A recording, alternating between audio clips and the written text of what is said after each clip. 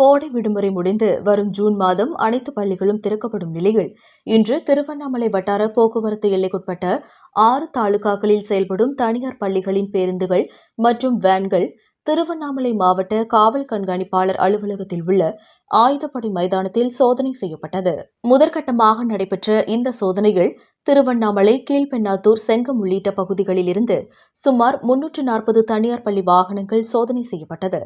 திருவண்ணாமலை மாவட்ட ஆட்சியர் பாஸ்கர பாண்டியன் உள்ளிட்ட அரசு அதிகாரிகள் கலந்து கொண்டு முதலுதவி பெட்டி, சிசிடிவி, வேக கட்டுப்பாட்டு கருவி, அவசர கால வெளியேறும் வழி, பிரேக் உள்ளிட்ட அனைத்தையும் மாவட்ட ஆட்சியர் பாஸ்கர பாண்டியன் ஆய்வு செய்தார். திருவண்ணாமலை மாவட்டத்தில் 129 தனியார் பள்ளிகளில் 736 பேருந்துகள் உள்ள நிலையில் முதற்கட்டமாக இன்று 340 தனியார் பள்ளி வாகனங்கள் சோதனை செய்யப்பட்டது. குறிப்பாக பல்வேறு பேருந்துகளில் முதலுதவி பெட்டி இல்லாமல் இருந்த நிலையில் அனைத்து பேருந்துகளிலும் கட்டாயம் முதலுதவி பெட்டி வைக்க வேண்டும் எனவும், அதேபோன்று குறிப்பிட்ட நேரங்களில் அதிவேகமாக செல்லும் வாகனங்களின் உரிமம் ரத்து செய்யப்படும் என திருவண்ணாமலை மாவட்ட ஆட்சியர் பாஸ்கர பாண்டியன் எச்சரிக்கை விடுத்துள்ளார்.